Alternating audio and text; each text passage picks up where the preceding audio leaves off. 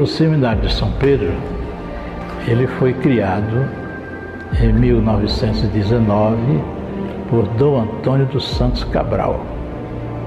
Ele comprou esse terreno aqui imenso, isso aqui era uma chácara, e pegava todo esse quadrilátero aqui, mas ele não teve tempo de fazer o prédio, porque foi transferido para a Diocese de Belo Horizonte. Então, Dom Marcolino Dantas, quando chegou aqui em 1929, logo depois ele enfrentou a construção desse prédio. Esse prédio foi erguido mais ou menos entre 1930 e 1932. Para a época era a maior edificação que a cidade de Natal estava recebendo. Dom Marcolino fez esse prédio, ele é em forma de E. Tem as duas alas aí para trás e no meio tem esse corredor aqui onde está o restaurante, essa coisa toda. É um prédio de primeiro andar, entendeu? 8 janelas de cada lado, aqui na frente, tanto no térreo como no primeiro andar, e nunca foi alterada na sua estrutura.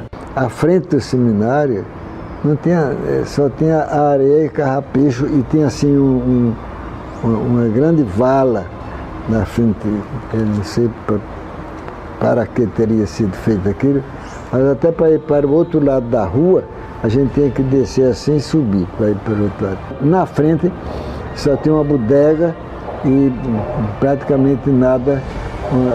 Para o lado da rua a poder, acho que não tinha nenhuma construção. Do outro lado tinha talvez umas 2 ou 3 casas simples, assim. Então esse ambiente assim tão simples dava um realce muito grande a esse prédio belíssimo, que já ainda hoje é belíssimo, e naquele tempo.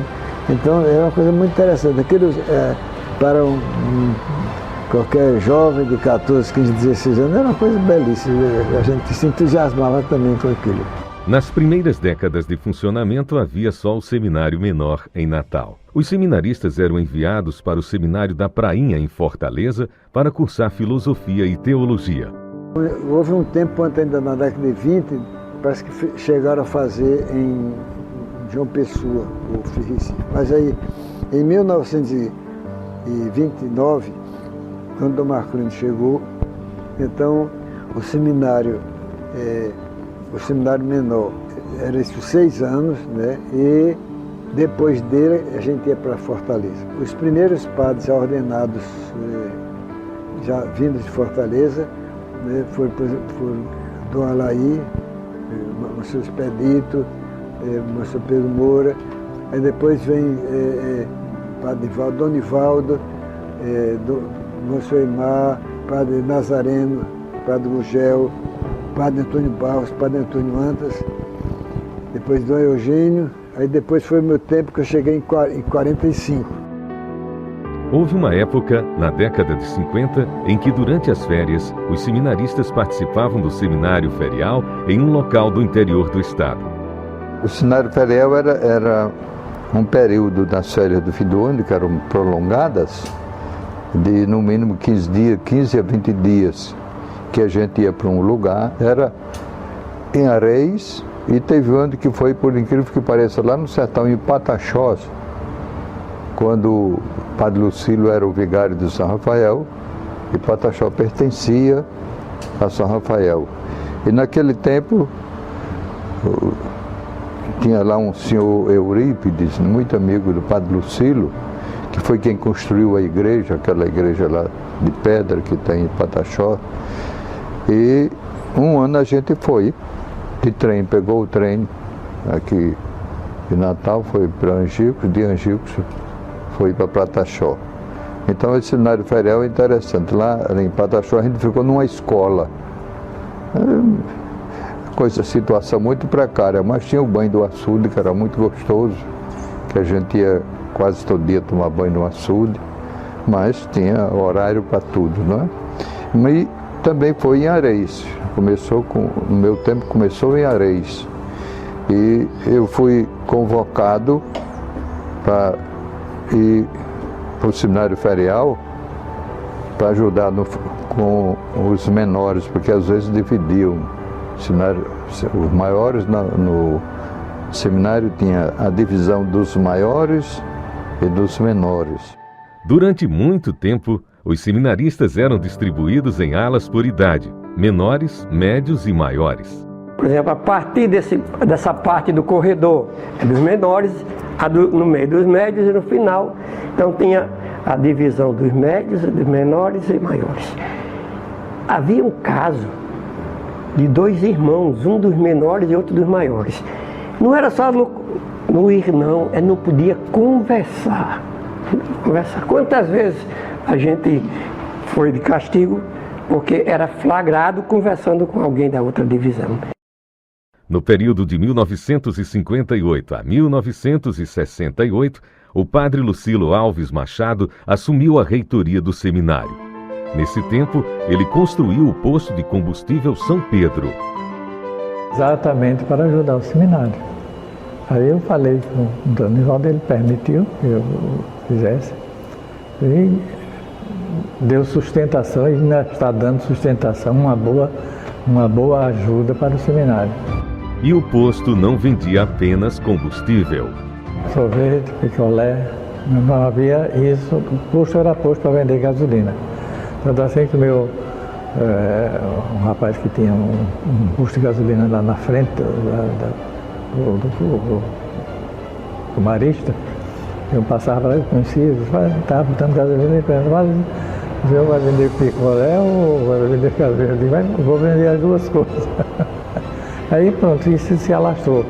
Como também a cobertura que não existia, era tudo aberto, não tinha.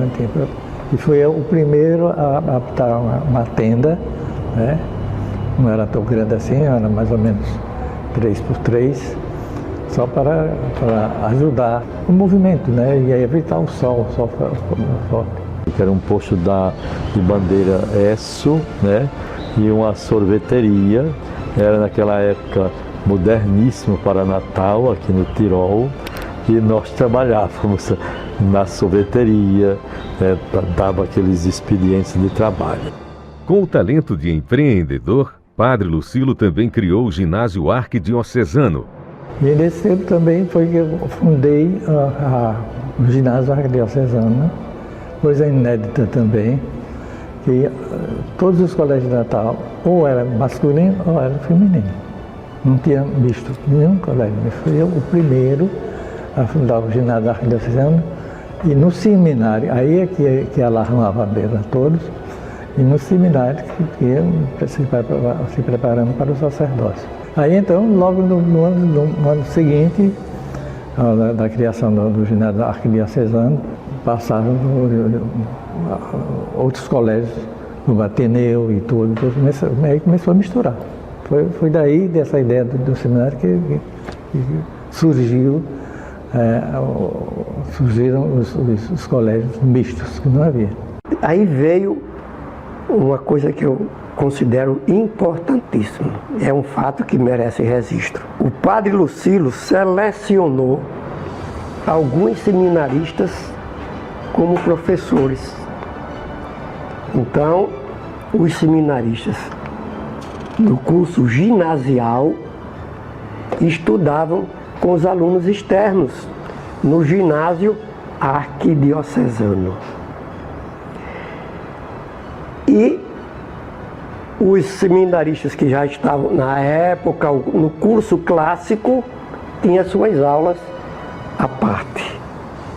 Então, o seminarista que fazia o curso ginasial estudava com os externos e os demais. Porém, o currículo do ginásio na época não incluía mais latim e outras disciplinas. E Padre Lucilo selecionou alguns seminaristas para complementar a formação escolar dos seminaristas, que eles de manhã estudavam no ginásio com a turma de fora e à tarde tinha uma complementação. E eu fui selecionado, existe isso, e tenho muita gratidão por isso, como professor de latim para esses meninos do ginásio. Naquele tempo não havia um trabalho vocacional mais estruturado, tudo a partir da OVS, Obra das Vocações Sacerdotais, que era organizada através de senhoras, normalmente do apostolado da oração, que se empenhavam em adquirir recursos, fazer pequenas campanhas para manter o seminário. E aí era a oração constante pelas vocações. No final de cada ano, o reitor Padre Lucilo Machado costumava promover alguma atividade de lazer com os seminaristas. A gente, para dar um ar mais solidário com os outros meninos, os outros rapazes, os outros candidatos, a gente, no final de cada, e também para ter aquela preocupação de angariar alguma coisa para o seminário.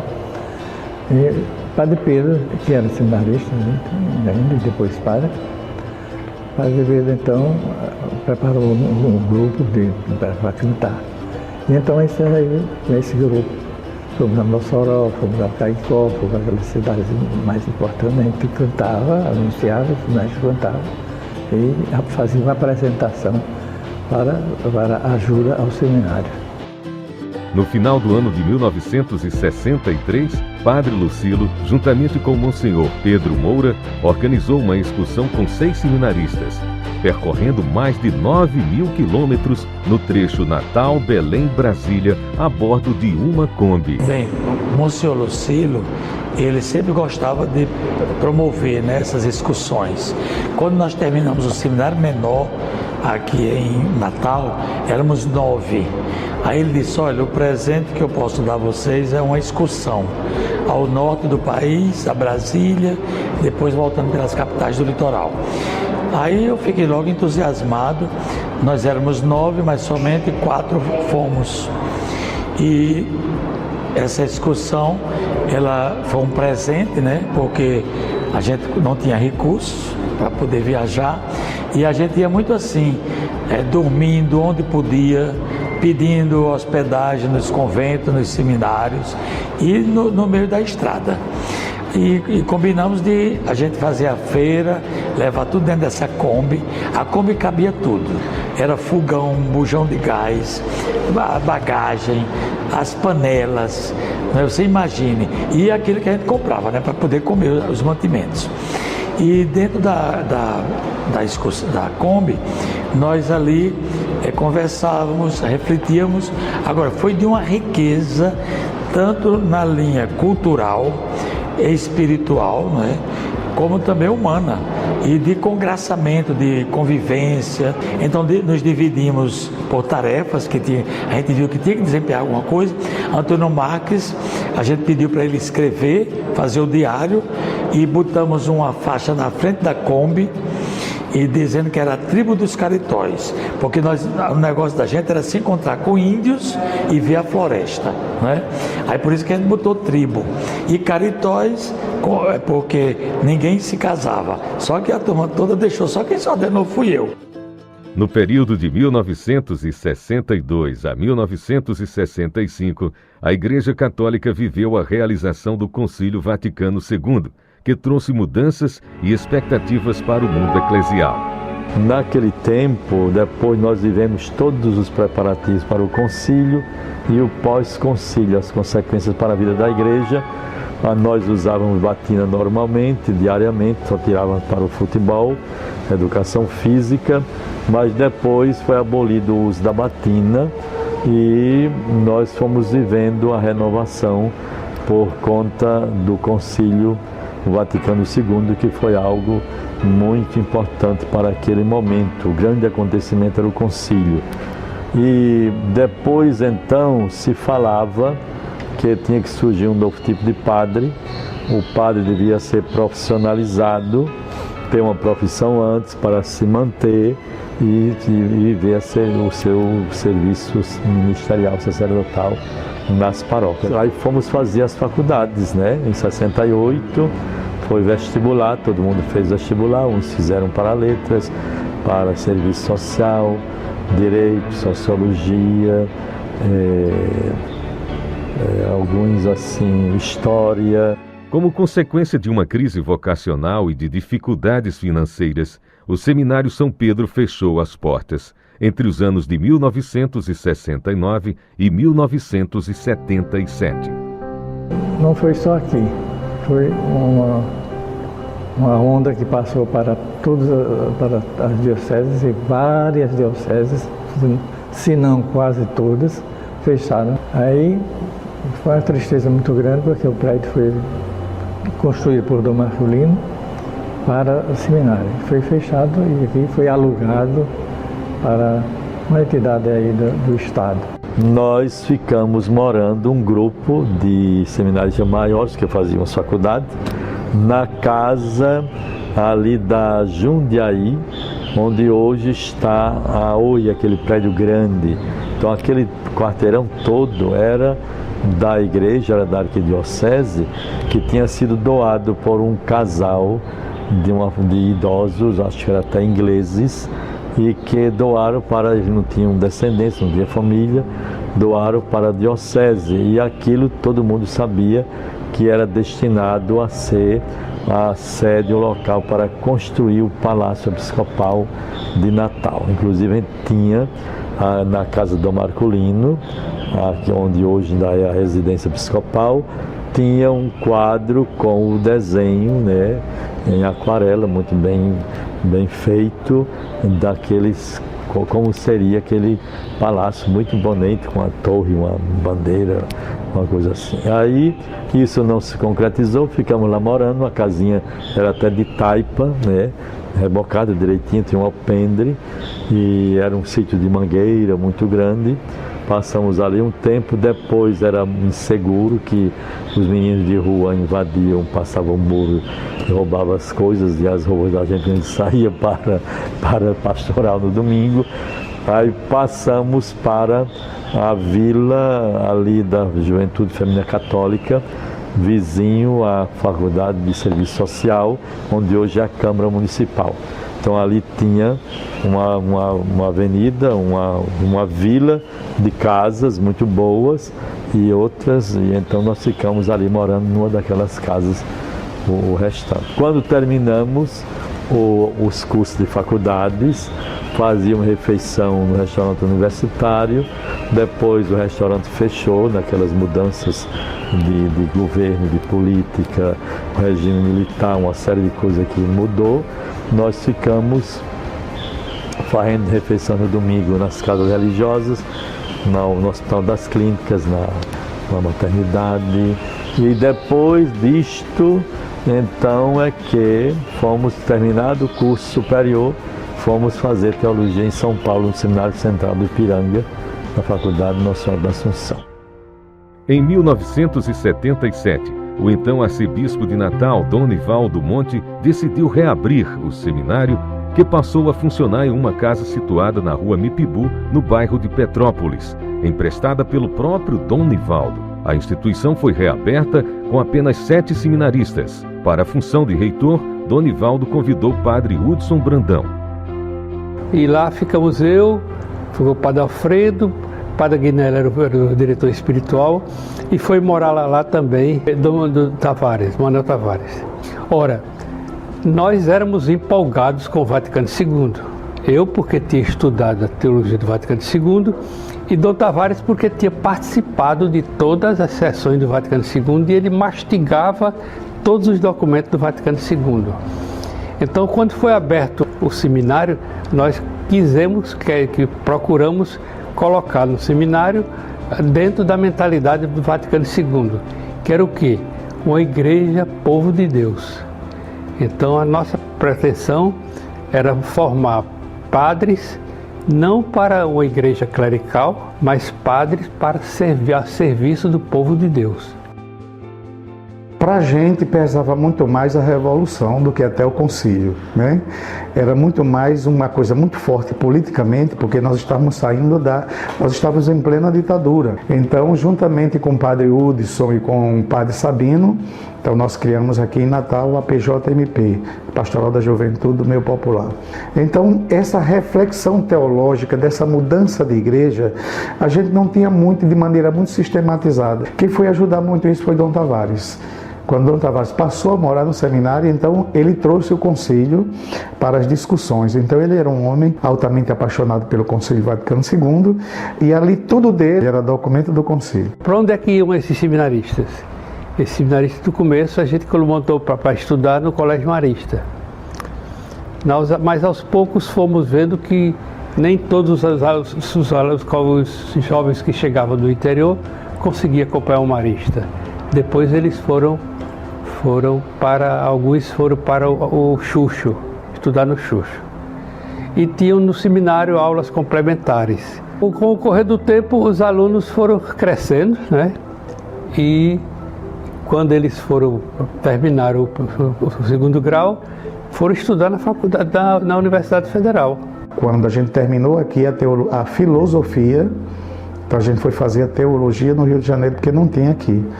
E lá também, naquele mundo do Rio de Janeiro, estudando na PUC, né, nós conseguimos dar o recado bem direitinho e aprender, mas foi de lá que a gente descobriu que a formação tem que ser no local.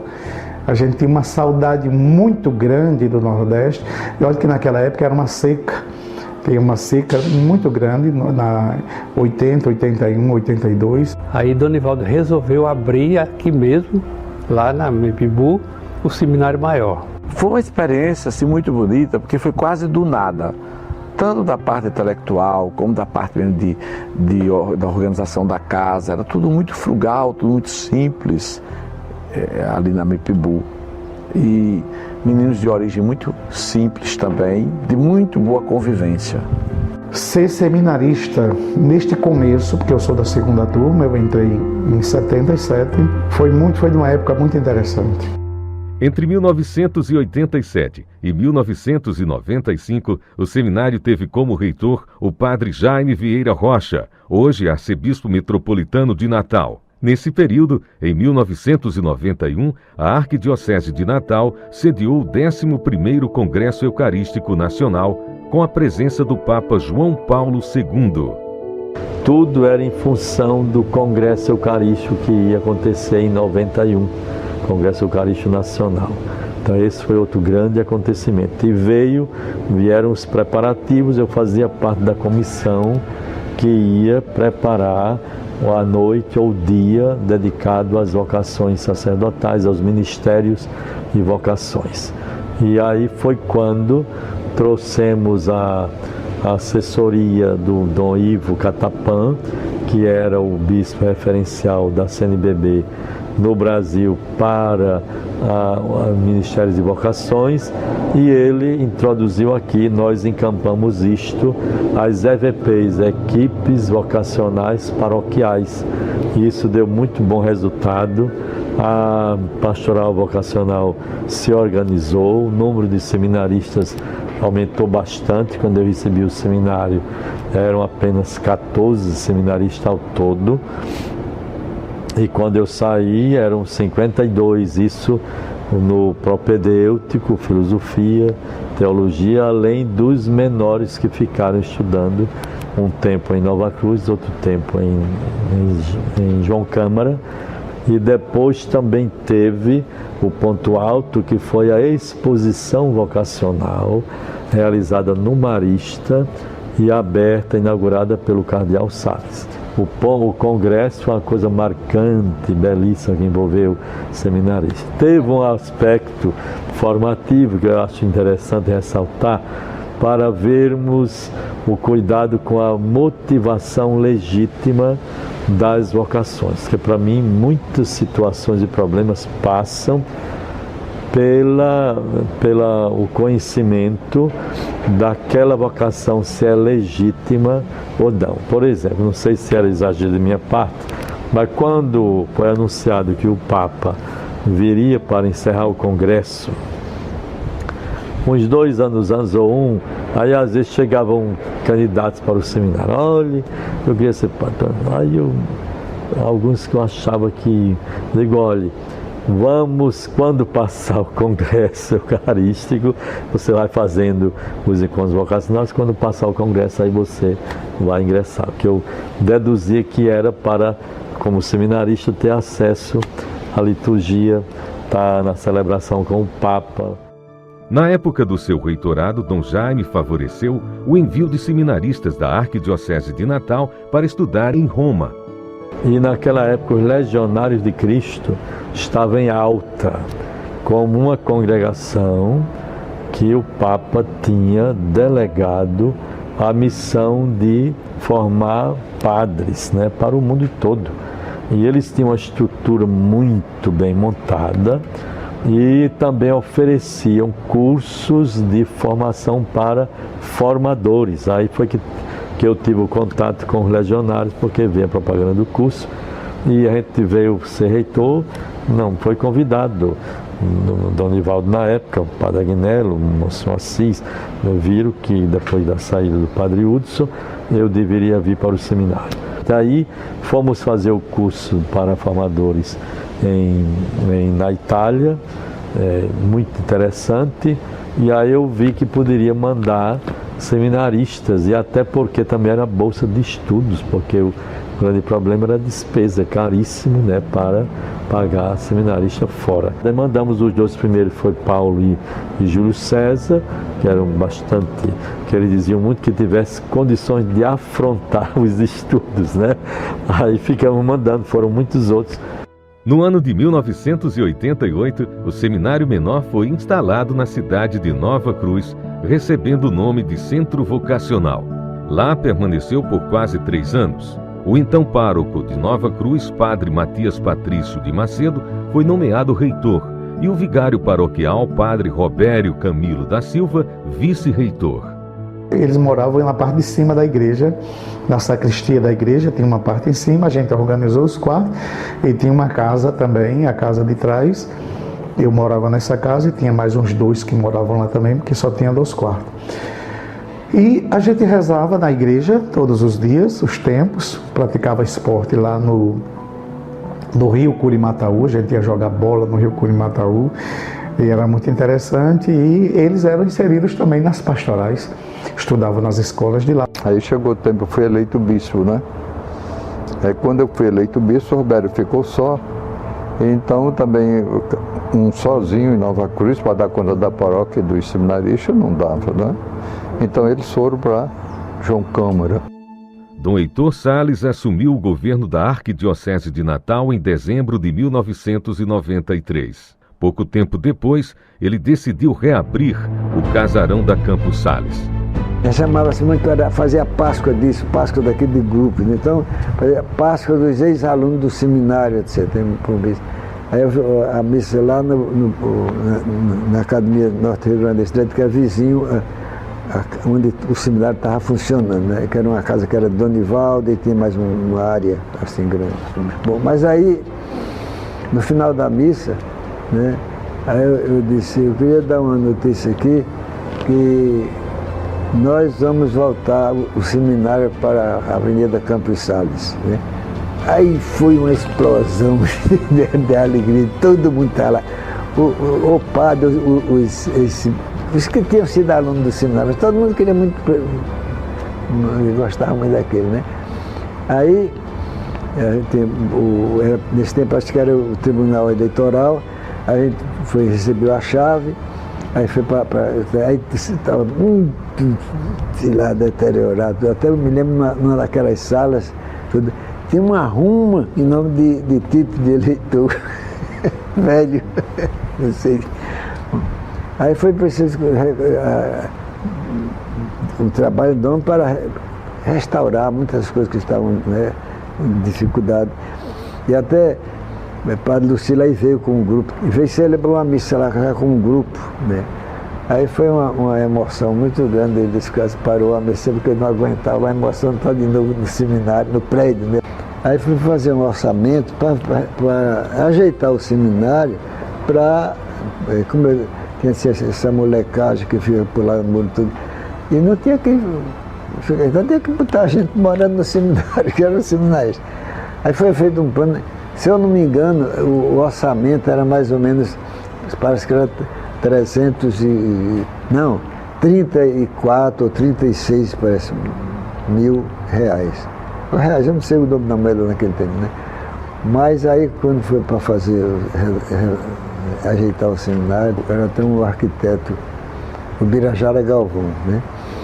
Uma pessoa muito competente, eu tenho amiga de quais novos, né? Aí ele fez o orçamento. Né? Aí, para não incumpridar muito essa história, eu acho que deve ter sido em volta de 400 mil.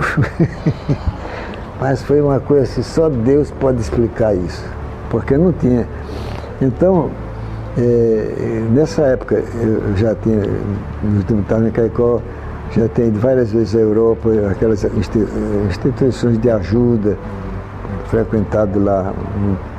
Aí essas organizações ajudaram muito. A gente conseguiu, com essas ajudas de fora, duplicar a área coberta do seminário. Entre os anos de 1996 e 97, a direção do seminário ficou sob a administração do então Monsenhor Francisco Canidé Palhano, hoje bispo da Diocese de Petrolina, Pernambuco. Na minha época era uma realidade muito peculiar. Nós tínhamos uma casa funcionando em Emaús, onde estava o curso de teologia. Nós tínhamos uma outra casa funcionando em Ponta Negra e nós fizemos toda a reforma do velho casarão da Campos Sales. Foi preciso reconstruí-lo, foi preciso retomar suas origens e recordo naquela época consegui das famílias antigas de cada uma a doação de uma nova janela, de uma nova porta. E tudo isso, recordo bem, nós entramos ainda sem o velho casarão estar terminado, estar concluído, mas com aquele pequeno grupo de seminaristas, com São Pedro, Nossa Senhora, São Luís de Gonzaga, nós entramos ali. E naquela época, como as despesas eram muito grandes, nós mandamos fazer as mesas para o refeitório, conseguimos uma ajuda bem significativa, tanto no IP como no granito, e fizemos as cadeiras, e aquelas cadeiras serviam para o refeitório, para a capela e para o estudo de cada seminarista. Nós do Seminário Menor fomos morar lá para poder, assim, ter uma vida no prédio, pois havia o TRE tinha saído, e de repente, para não ficar abandonado, digamos assim, e de repente haver uma invasão, aí fomos morar lá e moramos ainda quase do meio do ano por fim, não é? Alguns dias ainda. Depois, quando terminou o ano letivo, aí começou a obra, aí a gente só voltou quando estava pronto. Nessa época, o Seminário Menor e o Propedêutico funcionavam na Granja do Clero, em Emaús. No ano de 1999, o seminário estava numa transição, saindo da Mipibu para Emaús. Até então, a casa de Emaús, o seminário de Emaús, a teologia passou um período lá e estava fechado, que era a casa do clero e o seminário. Tínhamos Padre Zezinho como vice-reitor, né? E ele era o responsável pelo seminário menor e pelo propedêutico. E aí nós fomos reabrir a casa de Emaús com um grupo aproximadamente de 15 a 16 jovens, né? E aí fizemos toda a parte da limpeza naquele momento lá e reativamos a casa de Emaús, o seminário de Emaús. Lá nós eu passei lá 2 anos, foi um ano do seminário menor e o propedêutico. E aí viemos para a minha turma, veio para o seminário maior, né? E aí fizemos o primeiro ano de filosofia. Logo, no período de Emaús, nós morávamos em Emaús e estudava aqui na Campos Sales, no seminário maior. Então toda a parte de formação de estudo, tirando algumas matérias, mas a maioria era aqui no seminário.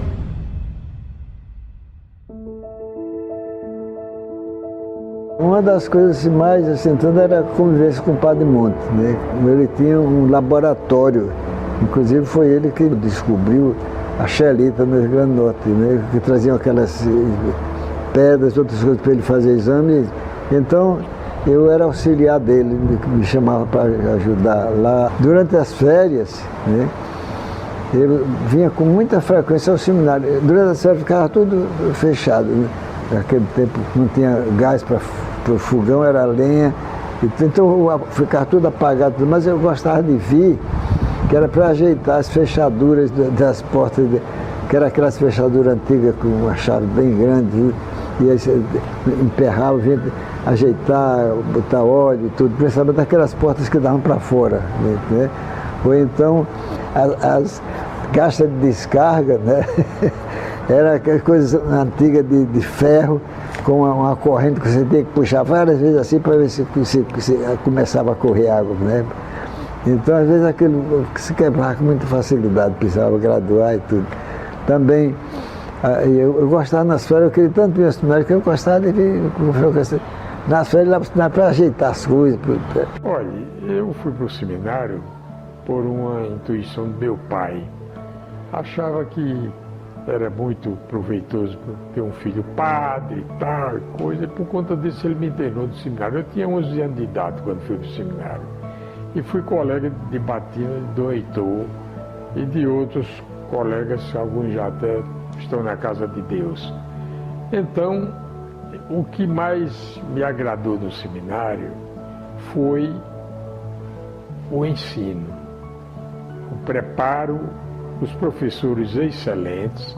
Eu tenho como professores, que eu estava no curso primário ainda, Padre Eimar de Lereste Monteiro e Padre Nivaldo Monte, que depois foi arcebispo de Natal. E esses dois foram meus principais lentes lá no seminário. E as aulas eram ótimas, muito proveitosas, e eu me sentia bem.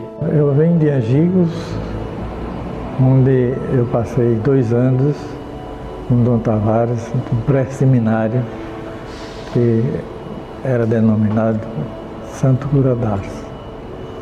De lá, em 41, então eu vim para o Seminário São Pedro.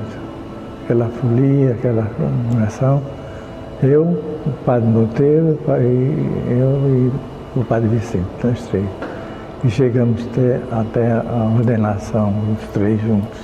Aí o seminário era uma coisa belíssima, prédio muito bonito, e vários seminaristas, tudo de batina, e aquilo era o que a gente desejava, estudar e nos prepararmos para ser sacerdotes. O Dom Tavares chegou a enviar para cá e se ordenar das padres.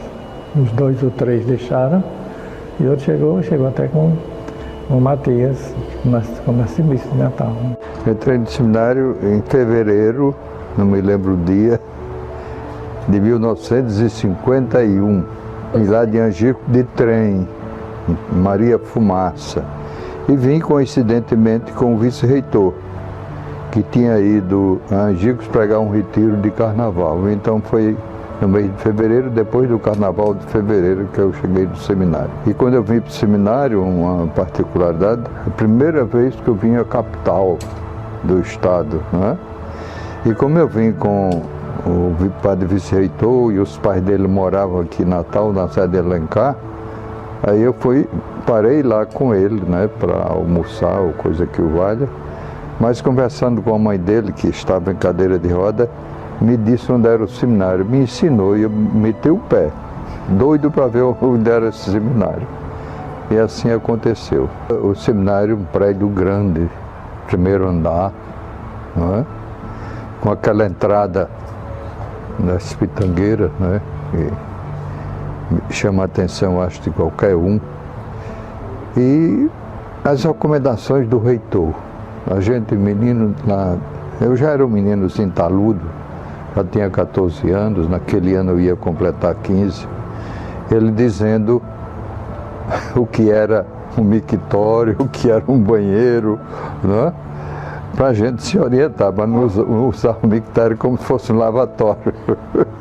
Nós tínhamos aula todo dia, de 8 às 11, aí vinha o almoço, e depois, à tarde, de 2 às 4, era banca, a gente ficava no salão de estudo, cada um tinha uma mesinha, entendeu, individual, para estudar, de 2 às 4. E à noite, depois do jantar, a gente pegava outra tarefa de estudo, que era das 8 às 10 da noite, diariamente. nós estudávamos latim aqui todo dia. Na sexta-feira tinha 2 aulas de latim. Estudamos 3 anos de grego. Por quê? O grego? Para a gente se capacitar para ler os evangelhos no original grego, quando fosse para o seminário maior. Inglês, francês, não é? Francês, quem ensinava a gente era o Padre Pinto. Outra peculiaridade daquela época, toda tarde a gente jogava futebol. Quem queria, quem quisesse. Quem não quisesse, ia fazer outra coisa. Futebol de batina. O Padre Lucilo passou uns 10 anos pedindo a Dom Marcolino para abolir esse negócio da batina no futebol. E o velho resistindo.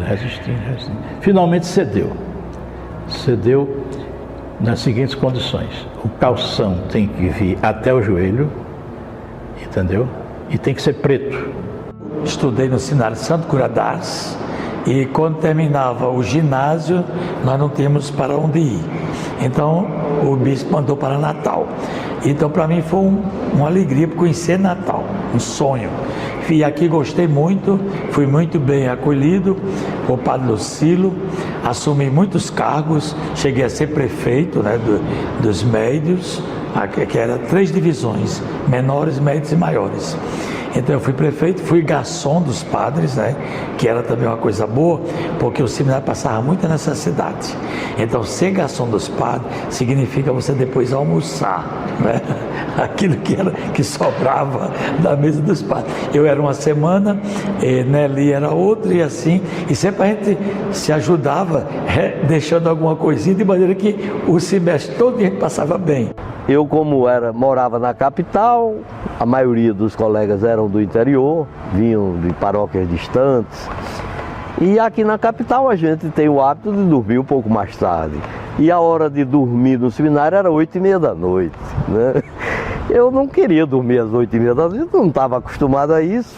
E tinha uma alternativa: quem não quisesse cumprir a hora do silêncio e se recolher e ir para a cama, poderia ficar na biblioteca até às 10 da noite, ou até às 9h30, eu sei que tinha uma hora a mais.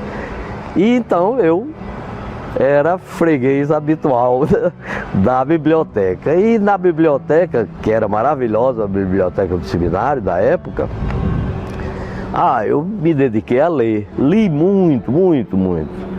A literatura francesa, literatura portuguesa, literatura brasileira. Eu gostava muito de biografias. E a gente aqui no seminário, toda semana, todos os seminaristas faziam parte dos grupos de oratória. É uma espécie de clube que o prefeito de cada turma dos médios, turma dos maiores, turma dos menores, esses prefeitos designavam alguns seminaristas para fazer uma palestra. Você vai falar sobre isso, sobre aquilo, consultava naturalmente cada um. E como eu gostava muito de biografia, aí eu sempre era designado para fazer uma palestra sobre alguém que eu estivesse lendo sobre a vida dele. Tenho muito na mente a primeira imagem do seminário de São Pedro. A entrada, aquela alameda de pitangueiras, né? E que nos levava à escadaria de entrada no seminário. E era interessante percebermos que, além da sala de visita, logo tinha um portão grande de madeira, de lei, envernizado, muito bonito. Ali era a portaria, você apertava numa cigarra, alguém abria e você tinha acesso à casa, ao seminário como tal. E aí nos deparávamos logo com os grandes corredores, tanto no térreo como também depois no primeiro andar onde nós estamos agora. O seminário, a sua vida normal, religiosamente, só se Deus não estivesse na cidade, ele às 3 horas vinha para o café da tarde. Tem a mesa dos padres no refeitório, então o vigário-geral, o Monsenhor Alaí, o cônego Lucilo, o reitor, Dom Eugênio, algum padre que tivesse de passagem, o Padre Brasil, que era capelão da Marinha no Rio, vinha sempre. E era um momento assim muito importante. Então teve um momento jocoso que a merenda, naquele tempo a comida era muito precária, né? A merenda ou era bolacha regalia, seca com algum suco, não sei nem se tinha, e também às vezes cuscuz, né? Mas o cuscuz era meio duro, às vezes estava emboloado.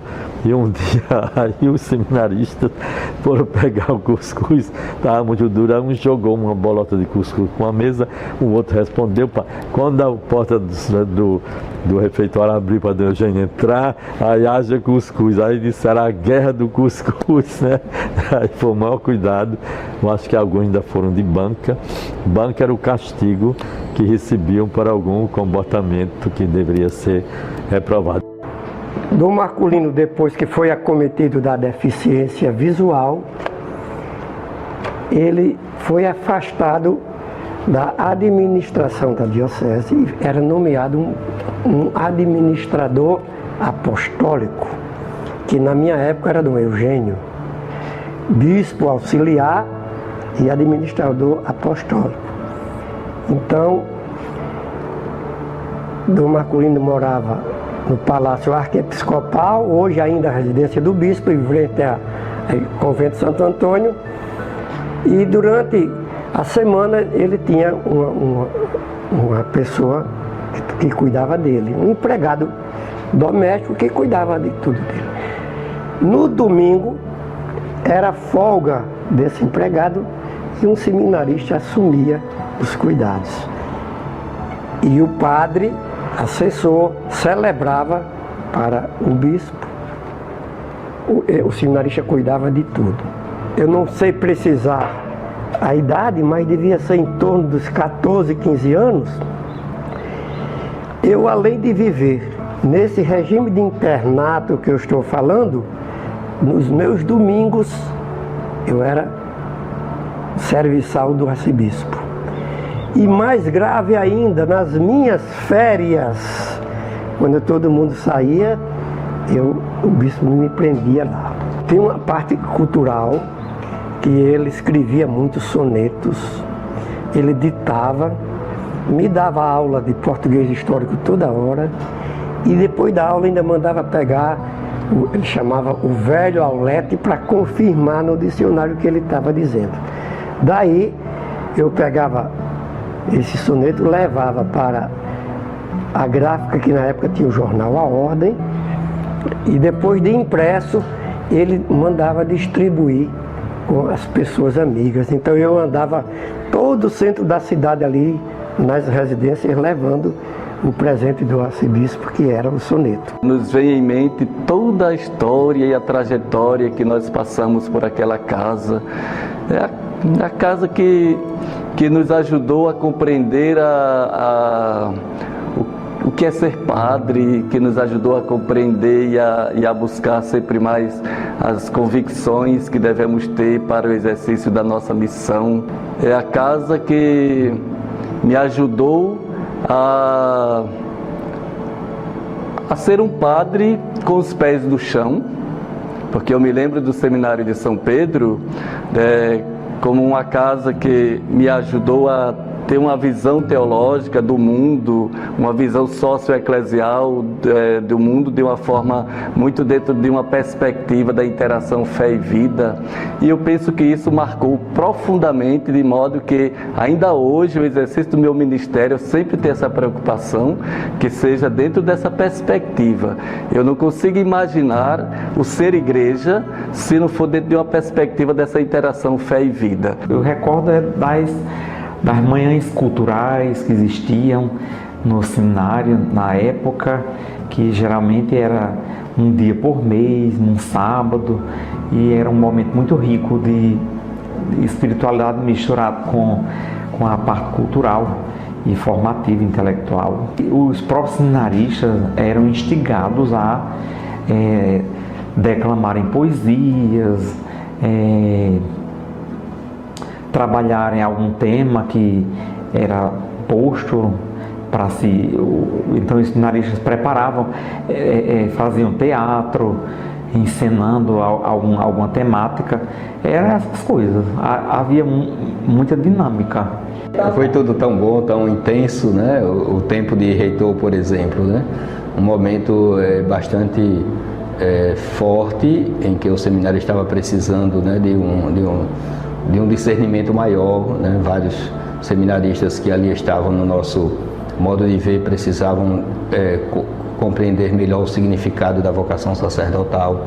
Eu acho que o fato do candidato chegar ao seminário, né, ele ainda não tem amadurecido o seu discernimento vocacional. E há um perigo grande de acomodação, né, de estar ali porque é confortável, é cômodo, é um modo tranquilo de estudar, um modo tranquilo de viver, e não amadurecer o seu discernimento. E não chegar à conclusão de que verdadeiramente sua vocação é ser padre. O seminário é uma instituição mantida por benfeitores. Uma das formas de doação é a contribuição através da conta de energia. Para manter o seminário, são necessários esforços grandes. É uma realidade complexa e no ano de 2002, com o grande apoio de Dom Heitor, nós iniciamos uma campanha de doação na conta de energia. Já havia um exemplo disso na Diocese de Mossoró, então lá pegamos as informações todas e aqui implantamos. Dom Heitor, em suas missas, conclamava todo o povo católico, os padres, as paróquias, nós aqui também do seminário, para impulsionarmos essa grande missão, que foi o grande carro-chefe para a manutenção do seminário. Então nós estamos quase de 2002 para cá, quase com 20 anos dessa campanha. E isso tem trazido para o seminário uma grande ajuda. São pessoas generosas que deixam uma mensagem para todos nós, inclusive para o próprio seminário, para os seminaristas que também contribuem. Um dos pilares do nosso triênio, digamos assim, foi exatamente ressuscitar a campanha da COSER. Então fizemos todo um apanhado junto com as amigas do seminário, junto das paróquias que ajudavam o seminário, as que não ajudavam, e conseguimos, graças a Deus, reerguer a campanha da COSER. Foi um fato assim que marcou muito, né? Inclusive, a gente fazia missões nas paróquias nos fins de semana, né? Algumas 2, 3 vezes por mês. Íamos até paróquia X, ali o seminário ia, se não todo, mas 50% dos jovens. Fazíamos visitas nas casas, levando folder para eles assinarem. Então, o Padre Francisco nos ajudou bastante e ele era o responsável de encampar essa parte. Além da doação na conta de energia, muitas pessoas acham melhor doar por boleto bancário. Então elas vêm ao seminário ou ligam para o seminário e pedem para que se faça o boleto já para o ano inteiro. É o caso, por exemplo, de algumas amigas e madrinhas do seminário ou outras pessoas. Então vem lá o valor especificado e vai diretamente para a residência dessa pessoa. É uma forma. E outras pessoas também doam gêneros alimentícios, são fiéis nisso, como também outros gêneros de necessidades diárias do seminário. São pessoas que algumas doam mensalmente e outras semanalmente. Então são pessoas fiéis, que nós também agradecemos. Grandes parceiras nossas na manutenção do seminário e na promoção da formação para os seminaristas são as entidades internacionais. Na Alemanha nós temos 3, a Adveniat, Kishinot e o Vicariato Geral da Arquidiocese de Colônia. E ultimamente, lá na Suíça, o Instituto Maria Teresa Scherer, que colabora conosco nos projetos, né? Essas entidades não ajudam na manutenção diária do seminário, mas ajudam em projetos específicos, como por exemplo foi aqui a ampliação do prédio, projetos para a biblioteca, projetos diversos dessa natureza, que ajudem diretamente na formação, não na manutenção do seminário. Nós a ela agradecemos porque são instituições que doam de longa data já ao Seminário de São Pedro.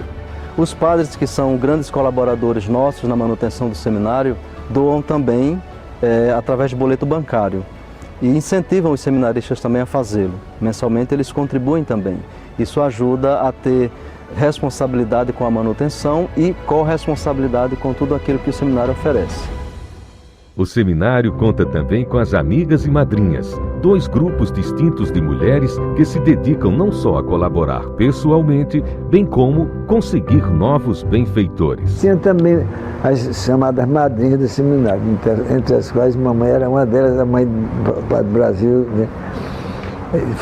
Tinha um grupo de senhoras que também queriam ajudar o seminário. Era uma dificuldade tão grande nessa época que eles passavam muita necessidade, sabe? Dom Jaime, nesse tempo, Padre Jaime, ligava para mim de manhã, Dom Iracema, e aí a ajuda do seminário, hoje não tem quase mil, estão perreados. Aí eu telefonava para as amigas, já tinha aquelas amiguinhas que sempre traziam alguma coisa, sabe, levavam. E eu levava, ia buscar, nesse tempo eu dirigia, ia para lá, ia buscar, e uma e outra ia deixar, e nisso eu ia. Elas promovem eventos que a cada ano arrecadam fundos para a nossa manutenção, como também contribuem individualmente, muitas delas com boletos bancários. Então estão sempre presentes no meio de nós, são pessoas fiéis, que estão ajudando na formação dos seminaristas com suas doações e com a promoção de eventos. Para gerir a parte financeira, a direção do seminário conta com a colaboração de um econômico e com um conselho de assuntos econômicos. Bem, a partir de 92, há 27 anos, nós passamos a atuar nas diversas atividades, e como eu sou economista, eu fui também convidado pelo reitor, Padre Jaime, atual bispo, a planejar a parte econômica do seminário, fazer o acompanhamento das despesas, planejar receitas, identificar novas alternativas de financiamento, elaborar projetos de captação de recursos. E 92, 95, 94, 95 eu já atuava na parte econômica como assessor do reitor.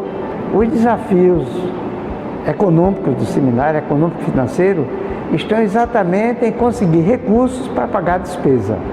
Haja vista que o seminário não tem fonte própria, não tem recursos gerados pela própria atividade produtiva. Toda a receita é fruto de doações. Nos anos 2000, especificamente 2002, 2013, 2003, nós tivemos uma situação muito crítica, de conseguir pagar a despesa do seminário.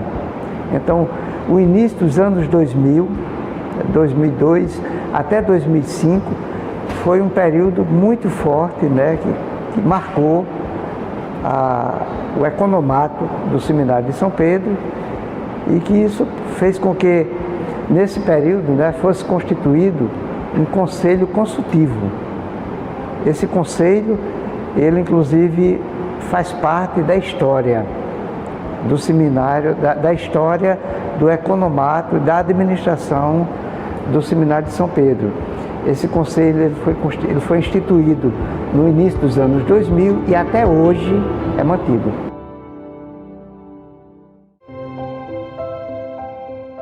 A direção do seminário hoje é composta por 4 padres. Eu, o reitor, o vice-reitor, que é o padre Roberto, o diretor de formação acadêmica, que é o padre Paulo Henrique, e o diretor de formação espiritual, que é o padre Edinaldo. Colaboram com esse grupo, que forma a direção, outros padres, que são diretores espirituais e confessores, vêm das suas paróquias mensalmente e atendem os seminaristas, como também os professores, diariamente nas salas de aulas, cada um na sua dimensão específica, ajuda a formar o seminarista, que será o futuro sacerdote. A função do reitor é administrar a casa em todos os sentidos: a disciplina, o cumprimento dos horários, as atividades diversas do cotidiano, mas sempre em comunhão com os outros padres da direção. É um princípio importante pessoal meu, trabalhar em comunhão, porque é fundamental para os seminaristas perceberem que é possível viver em comunidade. O vice-reitor é a pessoa que vai estar do lado do reitor, ajudando na administração da casa e também ajudando na formação dos seminaristas. O reitor ele tem a prioridade na parte administrativa e nós, na vice-reitoria, ficamos mais no acompanhamento pessoal dos seminaristas, na conversa, na convivência e nas orientações de cada um deles nas atividades da casa. Bom, uma função que eu exerço até mesmo antes de ter este título é a arrumação das disciplinas em cada semestre. Então, uma primeira função do diretor de estudos é preparar, com antecedência, claro, as disciplinas que vão ser oferecidas naquele semestre. Hoje faço isso apenas para o curso de teologia, porque o curso de filosofia os seminaristas fazem na plataforma EAD junto aos claretianos. E também está à disposição para as muitas dúvidas, algumas questões de métodos, indicações de leituras, dúvidas sobre assuntos relacionados aos estudos, especialmente a teologia, que é a minha formação. O diretor de formação espiritual trabalha a dimensão espiritual no processo de escuta, acolhendo essa escuta para cuidar melhor de cada formando, tendo em vista do processo formativo que vai convergir para a sua ordenação, ou a sua consagração presbiteral. Uma dimensão que soma-se exatamente com as demais dimensões. Atualmente, o período de formação do seminarista até chegar à ordenação sacerdotal dura cerca de 10 anos. Para alguém ingressar no seminário, é necessário primeiro ter uma motivação consistente, ou seja, eu quero ser padre, eu desejo ser padre para servir a igreja. Segundo, e não menos importante, um engajamento firme e permanente na paróquia na qual ele tem origem. Isso é muito importante, porque a partir daí o padre vai encaminhá-lo para o seminário para participar dos encontros vocacionais que acontecem mensalmente. Então, durante 2 anos, esse jovem participa de encontros vocacionais no seminário, para que desse grupo sejam também a cada 2 anos selecionados em torno de 12 ingressantes. Após o ingresso no seminário, ele continua o processo de discernimento, que dura em média 10 anos, com 2 do propedêutico, 3 anos do curso de filosofia, 4 anos do curso de teologia e o ano pastoral até ele ser ordenado diácono e em seguida sacerdote, conforme a determinação do bispo. O seminário como instituição é importante porque, em primeiro lugar, forma homens, através das dimensões formativas, a dimensão espiritual, a dimensão acadêmica, a dimensão humano-afetiva, comunitária e pastoral, preparando-os para estarem à frente do povo de Deus. Então, não só forma o padre, mas também forma o homem. Isso é o que o seminário quer, em primeiro lugar, formar bons homens, bons cristãos e serem bons sacerdotes. E hoje que o Seminário de São Pedro vive as glórias do seu centenário, nós também queremos gloriar a Deus, glorificá-lo, porque Ele fez de nós uma pedra, um instrumento, um meio para que se pudesse ter muitos e muitos operários, para que a Arquidiocese de Natal hoje colhesse os frutos de tantos sacerdotes. Há tantos lugares que não têm sacerdotes e a Arquidiocese de Natal tem um clero bastante significativo, isso graças ao trabalho, à ação pastoral, à presença das EVPs, tão queridas por Dom Jaime ainda como reitor, e todo o trabalho que conseguimos fazer ao longo desses anos. Nestes 100 anos eu quero agradecer a todos os reitores, aos diretores espirituais e professores que colaboraram comigo e com os demais que passaram por esta casa. Não somente aqueles que chegaram a ser ordenados padres, mas aqueles que foram marcados por uma formação e que certamente, mesmo tendo saído do seminário, mas que têm uma personalidade marcada por aquilo que aprenderam na casa. O seminário significa para mim a base da minha formação, eu diria até hoje, da minha personalidade. O seminário é uma instituição que é uma joia preciosa na nossa arquidiocese. Então, o Seminário de São Pedro, formando e oferecendo mãos ungidas para a messe do Senhor. Que beleza, Deus os favoreça a todos que compõem esta casa, esta formação, esta história tão edificante. É bonita a nossa história, vale a pena vocês, caros jovens atualmente formandos, façam disto uma renovação, uma motivação bonita para a sua vocação até a ordenação. Deus seja louvado, e essa palavra eu acho muito interessante. Deus favoreça a todos.